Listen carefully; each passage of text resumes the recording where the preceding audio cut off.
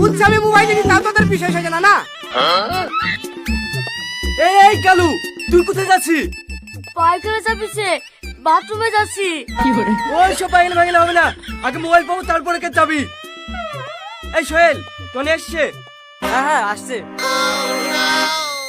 এই আবার চলে যাচ্ছিস যে? প্রকৃতির ডাক ভাই, একটারি ঘুমো তোমার বাপেরও নাই। তুই আমাকে 2 মিনিট লেগে ছেড়ে দে, কাজ ছেড়ে আবার চলে আসবো। বাহ, তুই তো বিরাট নাটক করতে পারিস রে। 2 মিনিটের লেগে ছেড়ে দেবো আর তুই মোবাইলটা সামনে তুই চলে আসবি, তাই তো? দেখ বিশু, এখনই ভালো ভালো বলছি, টনি আসার আগে মোবাইলটা দিতে।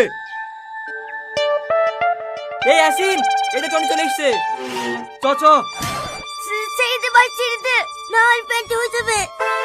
যতই অভিনয় করিস তোর ছাড় নাই। এই টনি, আগে এই ছেলে মুন্ডা পড়ি দেখতো। আচ্ছা আচ্ছা, আর যাবো না। যাবা কেনে? ধরা পারি কিছু যে? এই টনি, মন পড়া হইলো? কোথায় রেখেছিল মোবাইলটা? ও মোবাইল লাইনি, ওর পায়খানা হয়ে গেছে, ছেড়ে দে। আর ধরবি নি, ধর ধর, এই তো প্যান্টের মধ্যে আছে, হাত ভরে ধর। চলো ছেলেরা প্যান্টে পায়খানা করে কাজ ছাড়লো। এই আসিন, যারা যারা চায়ের দোকানে ছিল তারা সবাই আছে তো? হ্যাঁ সবাই আছে, কাউকে যেতে দিইনি। তুই মনের কথা শুনি দেখ।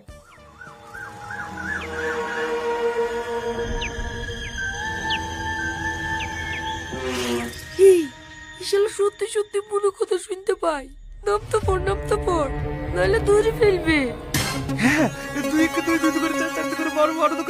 এই, বাদ দোকানে 14 না, বাদ দোকানে 24। এতে এই মোবাইল দিয়েছে। এই শালা মোবাইল নিছে, বাস শালাকে।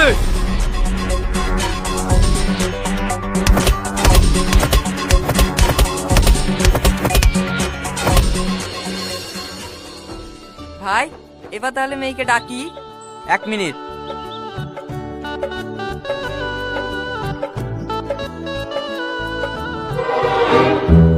কি ভাই, ছেলে মুখে টেপ মারছেন কেন?